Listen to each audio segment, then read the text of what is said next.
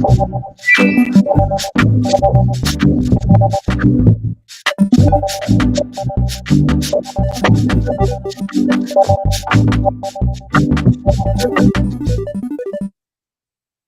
welcome everyone. Welcome. Tech issues again. Why not? I mean, why would it be, why would I have a clear picture? Why? Why would that be necessary?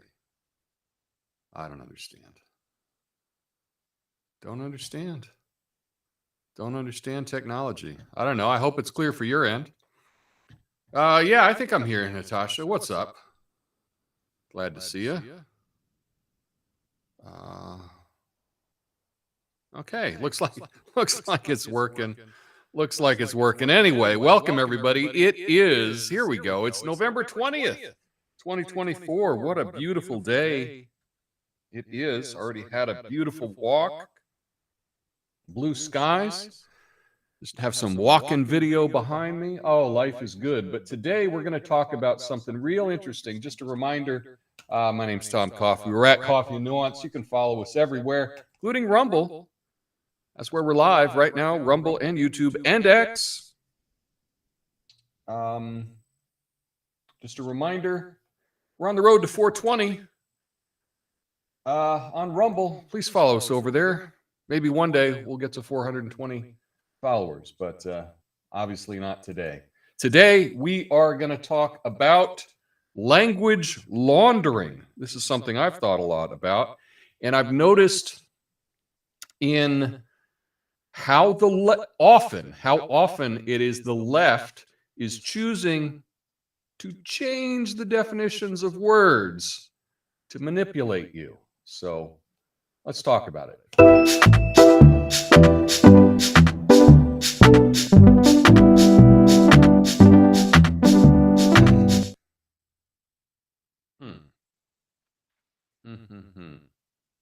I don't know. One day I'll figure the tech out. Anyway, let's talk about something that's quietly taking over. Language laundering. You know, the art of taking a perfectly good word, rinsing it through the spin cycle, and hanging it out to dry with a totally different meaning. It's like PR, but for vocabulary. It's not censorship. It's verbal gentrification. The original meaning, that's evicted, replaced by a shiny new, rebranded version that makes you question if you even understood it in the first place. Take baseless, for example. Baseless used to mean without any evidence. Now it means evidence exists, but we've decided it's inconvenient. Like when the media says this claim is baseless, what they really mean is we haven't read it, but trust us, it's wrong. Then there's disinformation. That one used to mean deliberate lies designed to deceive. Now today, it means stuff that challenges the official narrative. Imagine calling your coworkers' vacation pictures disinformation because you didn't want to believe Cancun looks better than Cleveland. And transparency, oh, I love this one. It used to mean total openness. Now it's code for we're hiding something, but here's a PowerPoint. When a politician says we're committed to transparency, it's like saying, you can totally trust me, but don't check my browser history. Here's why this matters, folks. Language laundering is not just wordplay. It's a power grab. If you can control what words mean, you can control what people think. Suddenly, freedom becomes selfishness. Accountability becomes oppression. And justice becomes revenge. It's not just about politicians. The media love language laundering because it lets them act like referees in the game of reality. They don't have to argue. They just blow the whistle and say, that's misinformation, 10 yards, loss of credibility. And the worst part, it works because we let it. We hear baseless and think, oh, must not be true. We hear disinformation and think, oh, better not share that. We've become the hall monitors of our own free speech. So what do? First, we stop letting them get away with it. When someone says that's a baseless claim, ask them, okay, why is it baseless? And when they say, because it's been debunked, ask by who? The same people who said eggs were bad, and then good, and then bad again? Let's reclaim the words. Insist that disinformation means intentional lies, not inconvenient truths. Demand that transparency means full disclosure, not we'll give you what you think you can handle. Because if we don't fight back, someday equality will mean obedience. Peace will mean silence. Bipartisanship will mean we all got screwed, but together. Folks, language laundering is dangerous because it rewrites the dictionary to suit the agenda. And if we're not careful, one day free speech will mean you can say whatever you want as long as it's pre-approved.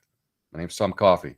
This is the Coffey Nuance Show, the most ignored, censored commentary and news show live. Right now, flame on.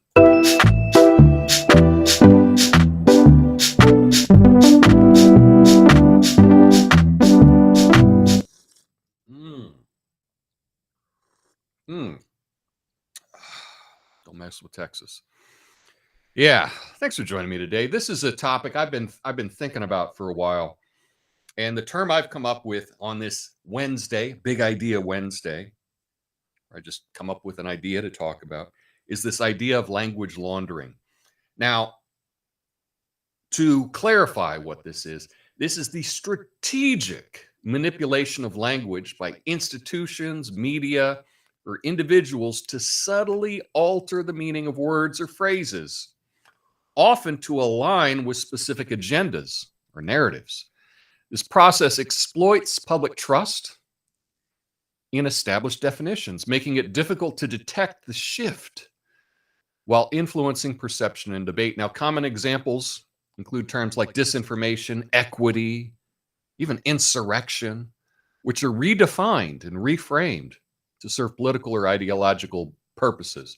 Language laundering is often used to control discourse, suppress dissent, and reshape societal understandings of key concepts. So the one that I have talked about, yes, safe and effective, right there, that's been laundered too. Yeah. Tom,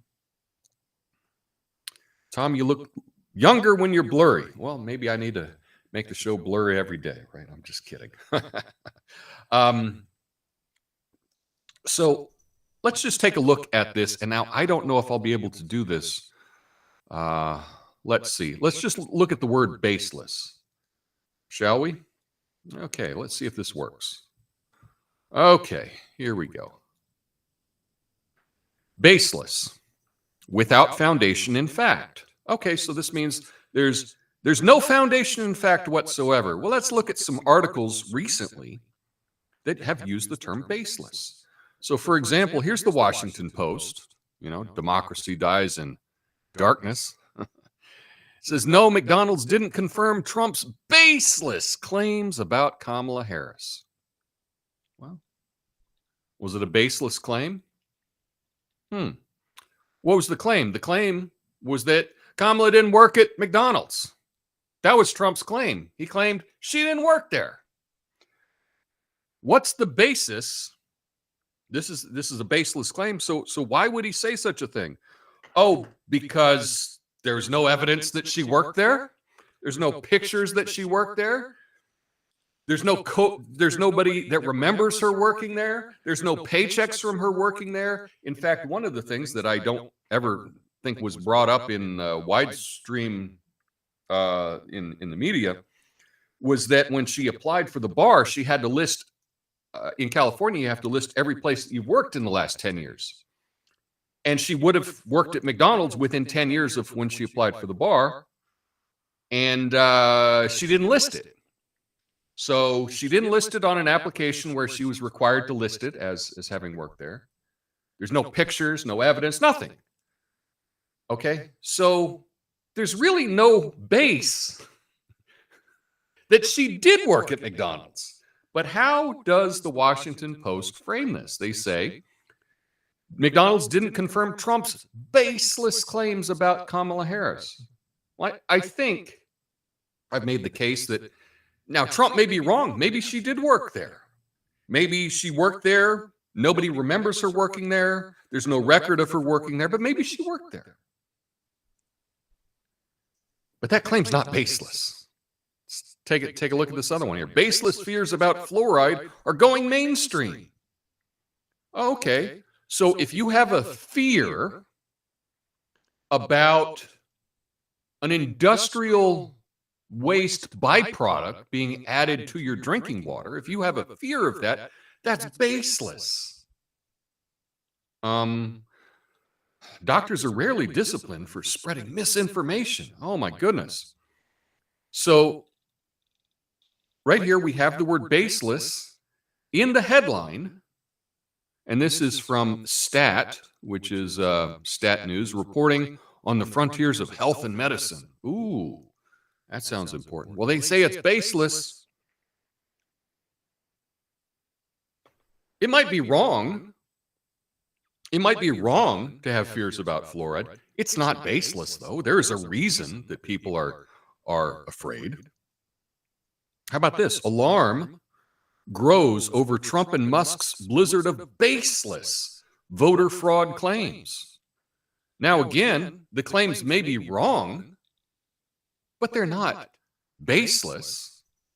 Okay?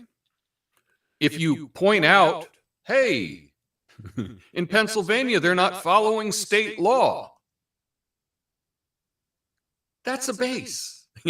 There's a reason for people that may think that there's shenanigans. Now, maybe they're wrong, but it certainly is not baseless. So this today, I'm just talking about this example over the word baseless, but we can use it for many other words. I wrote a paper on it, which nobody cares about. But for example, disinformation, transparency, equity, right? Equity has come up a lot.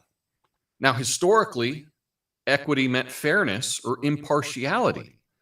But now it's been laundered to mean something it sounds like it means equality, but it's not. So it really mutters the water. How about the word insurrection? Right now, it used to be insurrection had a very specific definition. It was an organized, armed against the government. But after Jan 6, it just became challenging institutional power. That's what insurrection means. And they've laundered the word, changed the definition of it. It's very tricky. How about the word misleading? This is another one. In plain English, misleading implies intent to deceive, right? You intend to deceive. But in today's media, it can mean this information doesn't quite fit our preferred narrative, so we'll just label it misleading, and we'll take out all the context whatsoever. The same outlets, they rarely apply this standard to their own headlines, though. That's for sure. So why does it work? It's because language laundering is effective because it relies on trust. Most people, right, me included, we don't scrutinize the evolving meaning of words, okay? We trust the institutions, we shouldn't, to communicate honestly. And then the laundering it's too late, right? The public has already absorbed this manipulated meaning, okay? And it's totally insidious, by the way, because it totally reframes the debate, right? So if your argument hinges on a laundered version of a word, you're playing into the manipulator's turf, right? You're playing on their field. So if you use the term disinformation, but it now means dissenting opinion, then anyone questioning the official narrative is instantly discredited, and they are discredited as pushing disinformation, right? So there's a lot of danger here. So how can we fight this BS? Well, first we need to name it. I like the term language laundering. That's the term that I like. But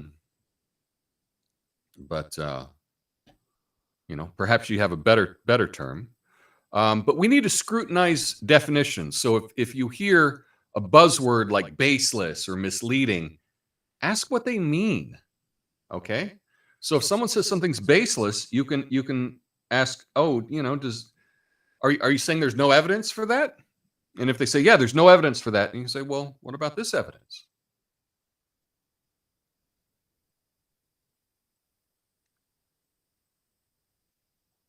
You know? Also, you can demand precision. So you can hold people accountable for their language. Ask for proof. Okay. You can reclaim words. So you can push back on the laundering of languages by using terms in their original precise meaning. You can also point out, oh, you're using the term not as the way most of us think of it, but you're redefining the word now. Is that correct? Okay. What do you mean by this term? Why don't you explain what it means? Because it sounds like you're not using it in the way that we all think of that term. So there's different ways that you can confront this. You should also, obviously tell other people, your friends and family, how to spot this manipulation. So anyway, language laundering, it's not just a clever, very clever rhetorical trick. It's a tool of power. And that's what I want you to take away from this. By distorting words, those in authority, in the media, politicians, etc., they can manipulate how we think, how we feel, how we act. And you need to recognize this tactic if you're ever going to be resistant to it. Words matter. Okay. And don't let them steal your words. Don't let them steal the meaning of words. You can't let that happen. So that is the idea that I wanted to talk about today. What do you think, though, of this language laundering? I will go through all of your comments from YouTube and Rumble in the after show. Let me know what you think about this idea. Do you have any other examples? Let me know. I'll be back on Friday. And until then, peace.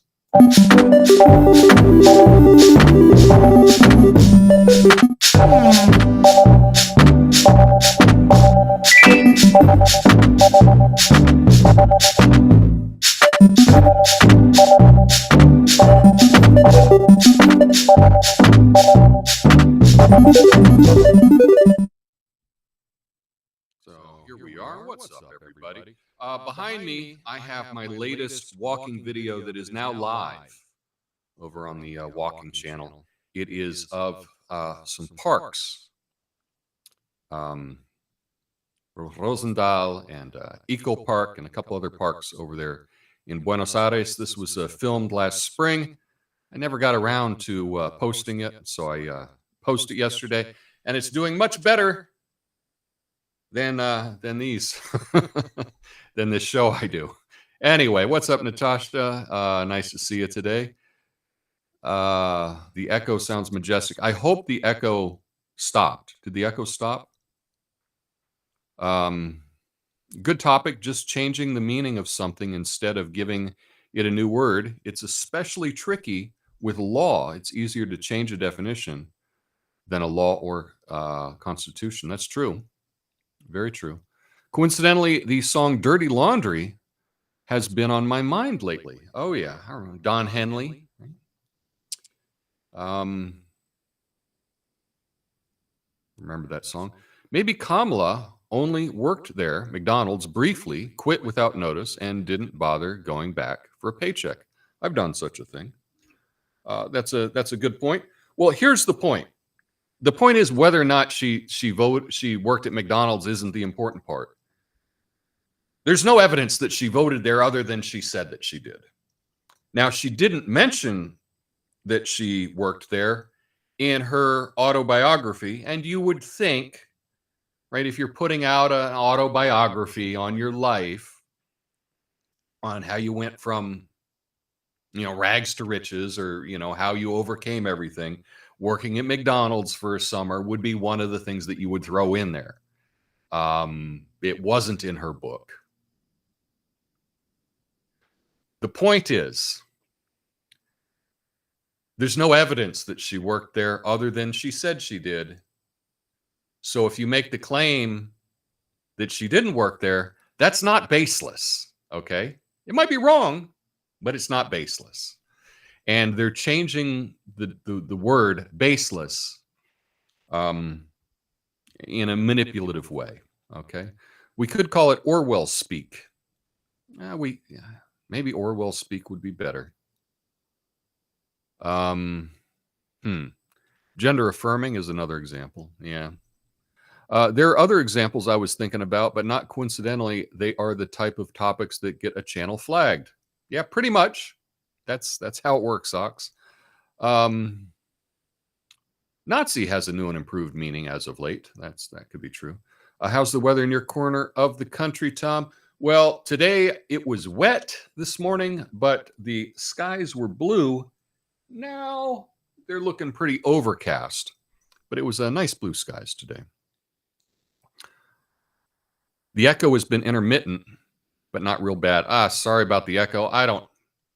I started to go live and it crashed on Rumble Studios side.